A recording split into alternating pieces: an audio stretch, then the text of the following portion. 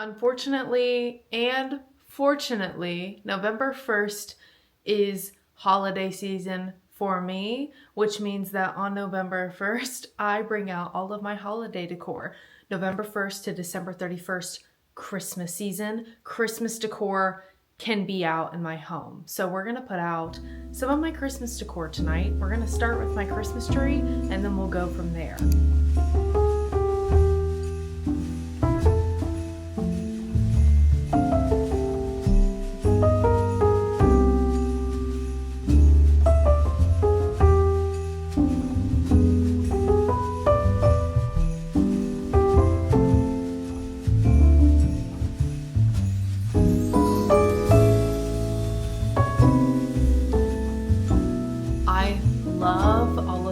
Christmas and holiday decor that I have. More importantly, I love my Christmas tree. I love it. I love it so much. And if you guys watched in one of my last videos, I baked a bunch of oranges to hang on my Christmas tree this year, and I'm so excited to bring it out. But first, I'm gonna put on, not like holiday music, but like a little Christmas holiday-esque background. I've been playing like spooky season background videos and music on my TV, but we're gonna play like a holiday-y one. I already looked up holiday music, but I don't really want holiday music. I kind of just want like an ambiance.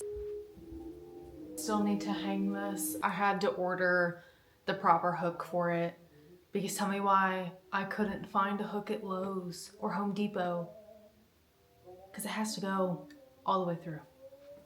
Walking pad in the living room kills the vibe. However, I'm not really moving any other way nowadays other than walking, so for my health benefit, she has to stay. Where are you gonna put this? I'm just gonna put this in my reading room for now, and my reading room is just gonna be jam-packed with chairs. I don't know where else to put this green chair. Oh, I just remembered that I don't have a tree skirt. I never bought a tree skirt last year because I'm envisioning like a vintage tree skirt around my tree, and I didn't find anything last year that I liked, and I didn't just want to buy anything random that I was gonna want to throw away this year. So I used a blanket around my tree last year as the tree skirt, and that is what I'm going to do again this year. Here is my tree skirt.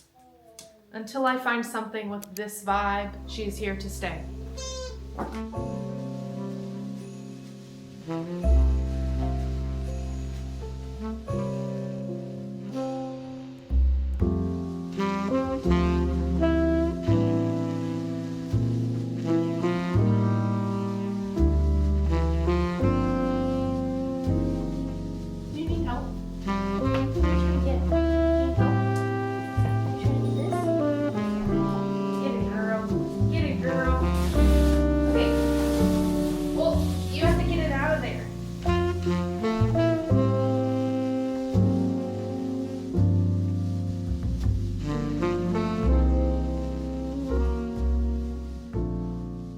My topper that you can put batteries in, but I couldn't get this thing open last year. I can't get it open this year. So we're just gonna go with no lit topper. Kind of gives a witchy vibe. It's made out of twigs. And I really, really, really like it.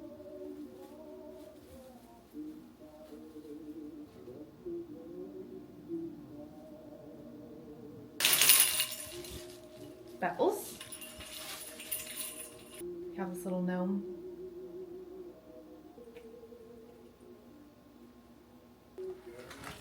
Some antlers. My grandma got me this suitcase. She gets me an ornament every year for Christmas. And she got me this suitcase that has stickers all over it because I'm a traveling girly. If I'm being so honest with you, it doesn't match the vibe. I am going to put this towards the back. By towards the back, I mean on the back. Love you, Grandma. Love you so much. That's my moon. Ah, my favorite one. I love this star.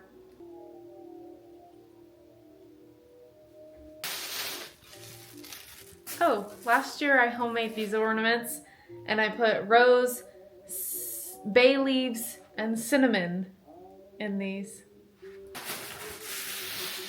Ah, wait, I think, yeah, this is my ornament that my friend Emily made for me a couple years ago.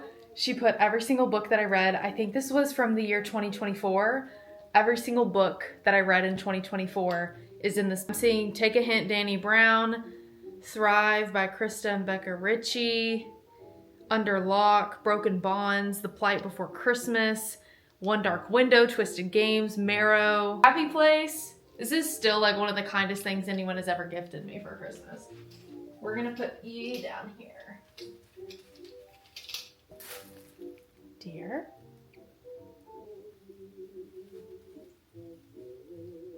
Just a ball.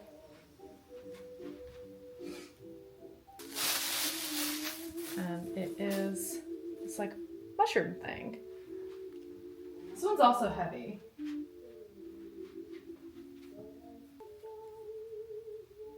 Put you there. Next up, pine cones.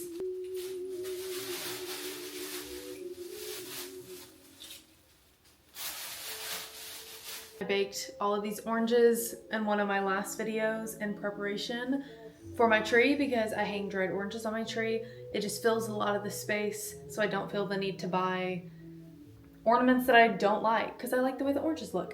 And then I have these little hooks.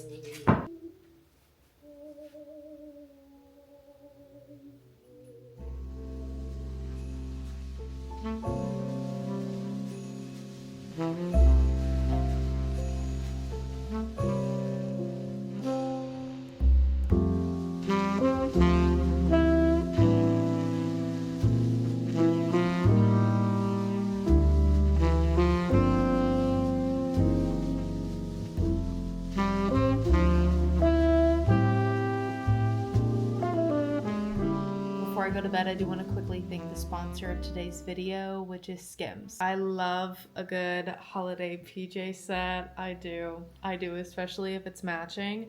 And this set from Skims is so comfortable. It fits me so well. I feel like it's very true to size, and it's just so soft, and I love it so very much. I love a good long sleeve matching pajama set, but sometimes I really struggle to sleep in them because I feel like they can be too stiff. This one just like, I feel like it can move with me everywhere, and it's very stretchy and it's very great, so I can sleep in this pajama set and I have no issues with it. I love the little reindeer detail on this set. I think it's adorable, and the little holiday detail, oh, it's just so cute. If you're looking for the perfect gifts for everyone on your list this year, the Skims holiday shop is now open at skims.com, and after you've placed your order, let them know that I sent you. You can select YouTube in the survey, and then be sure to select my name in the drop down menu that follows. Thank you, Skims, for sponsoring today's video, and now let's get back into the vlog. Something that I really love about living in Tennessee now is that it actually gets cool in the fall.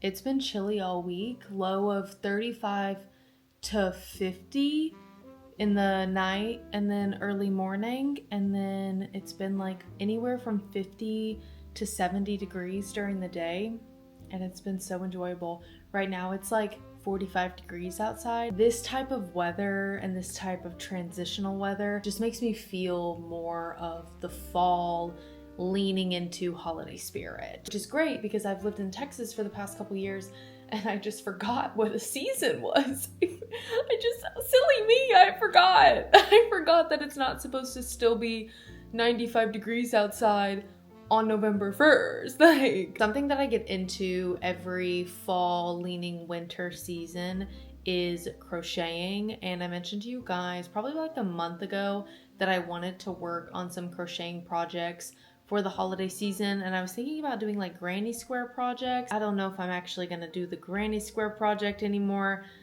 Let me tell you where I'm at. First thing I'm working on is a scarf hat combo. I made this scarf hat for myself last year, and I'm making one for Taylor. I'm actually gonna see Taylor next week because we're gonna be going on a trip to Oregon together, and I was like, you know what? I think that's the last time I'm gonna see her before Christmas, and so I'm trying to get this done before I see her next week. Hopefully, we'll see. I'm just crocheting it. But I'm thinking I actually want to get into knitting sometime soon, just because I tend to like the knitting stitches more than I like crocheting stitches and just the way that they look in a final project. And also, I mentioned this last year, but I have really bad chilblains, leaning arthritis, especially when it gets cold. Like, it's so bad when it gets cold, and with the weather already changing and it already getting chillier, I can feel like my hands already flaring up and I'm already in pain crocheting this.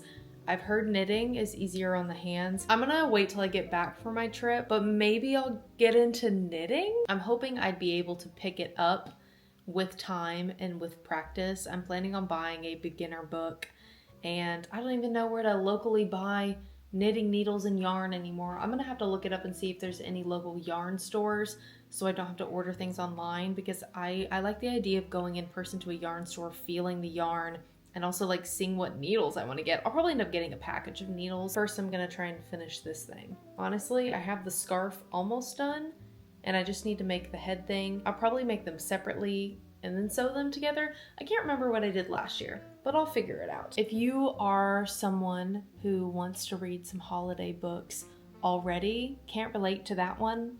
I love to put my holiday decor up, but I don't want to read a holiday book yet. But if you are someone who wants to go ahead and get started reading some holiday books, I do have some recommendations for you. The Most Wonderful Crime of the Year, Knives Out inspired. There's romance in it.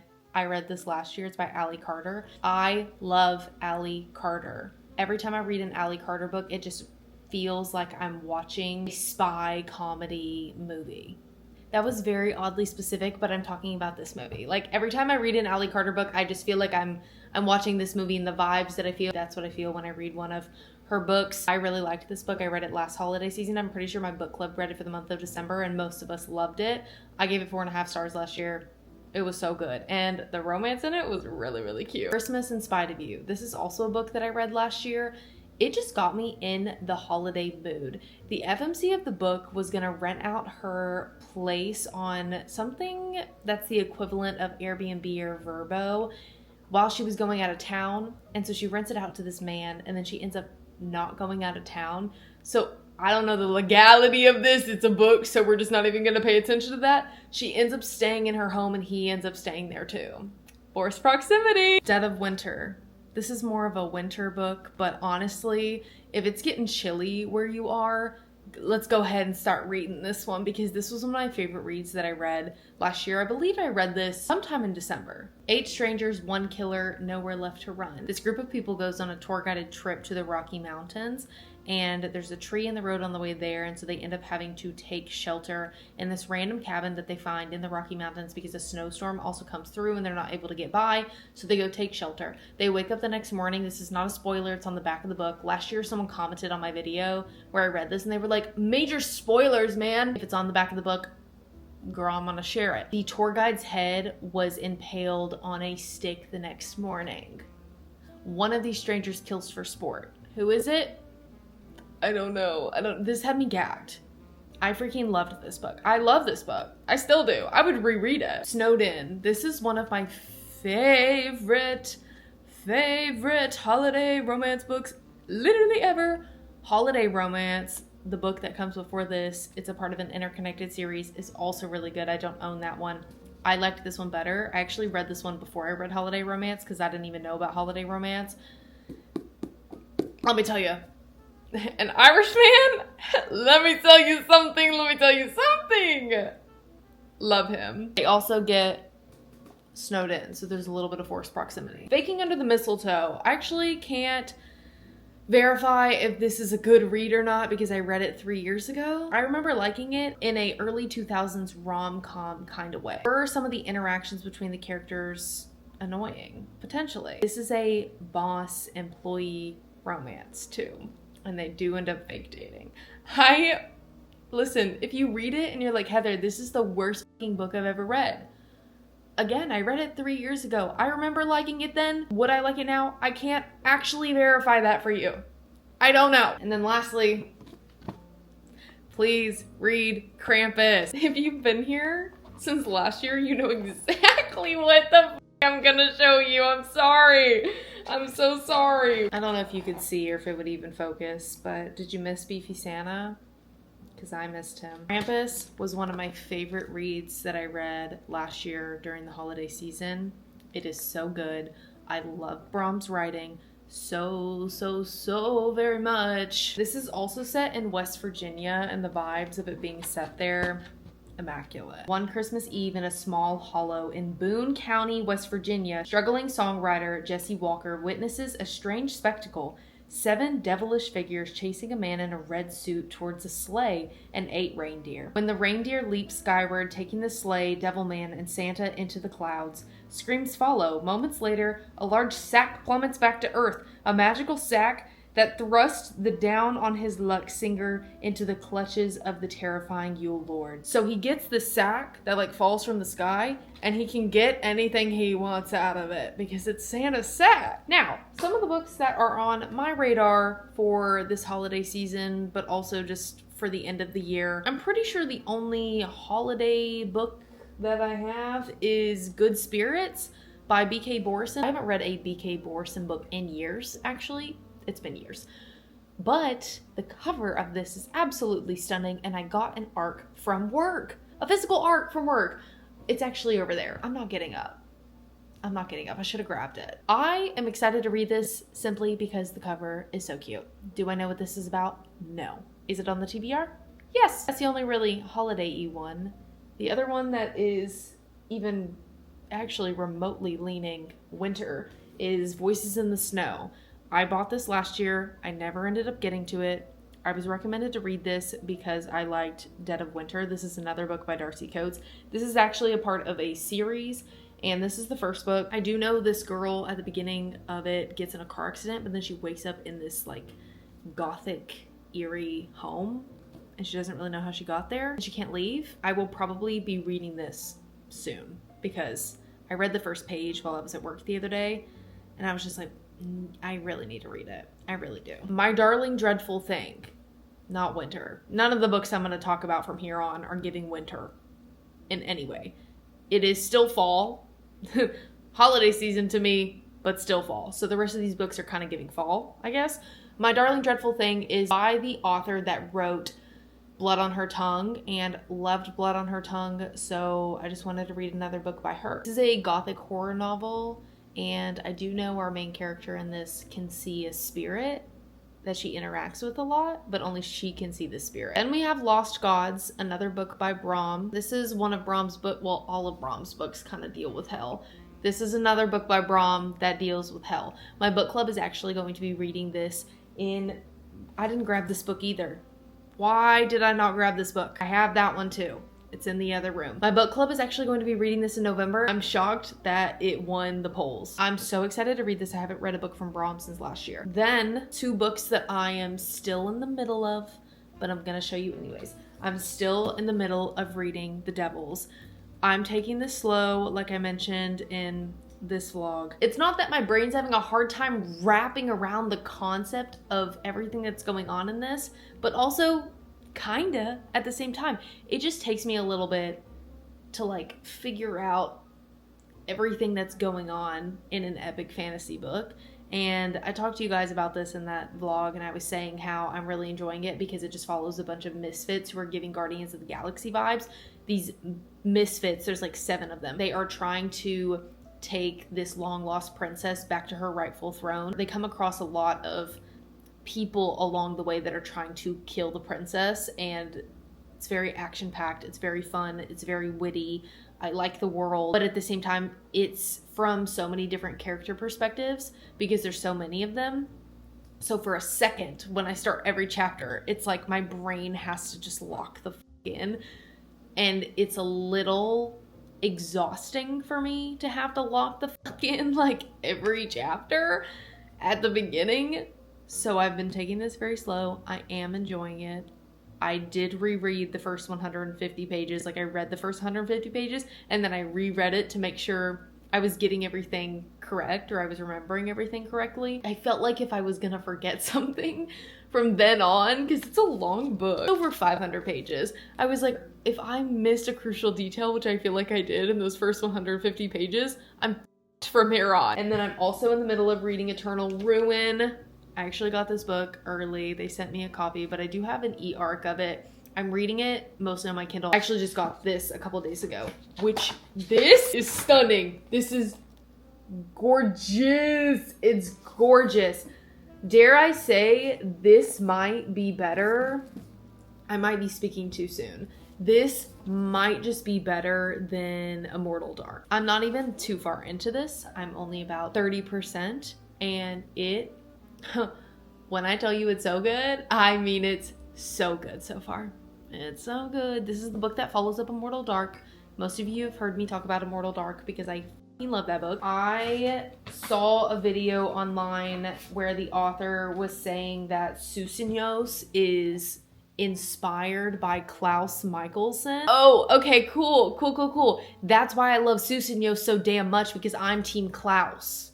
I've always been Team Klaus. I love Klaus. I like, Claraline was my shit growing up, okay? It's still my shit. Like, I'm still rewatching, like, it's still my shit. Hearing that a couple days ago got me so excited and so into this book, and it just, like, set everything up perfectly. And then I start the book out, and Susenyos is already calling Kidon little bird. He's like, hello, little bird. Hey! It's really good.